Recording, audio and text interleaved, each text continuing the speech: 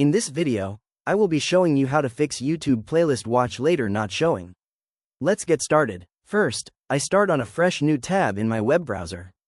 I click on the search bar at the top and type in YouTube, then select YouTube search from the drop-down options.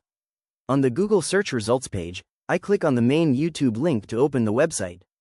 Once YouTube loads, a pop-up appears asking to show notifications, so I click Allow to proceed to the homepage. From here, I scroll down through the feed to browse for a video to save. I scroll past several rows of content until I find a video I want to watch later. I click on the video to open it.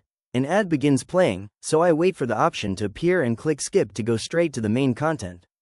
While the video is playing, I look below the video player and click on the three dots icon next to the share and download options. From the menu that pops up, I click on Save. A list of playlists appears, and I click on Watch Later.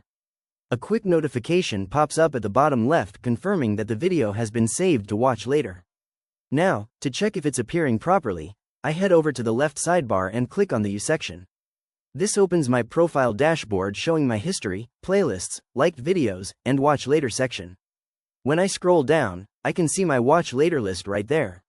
I click on Watch Later to open the full playlist page. Inside the Watch Later playlist, I can see all the videos I've saved, including the one I just added.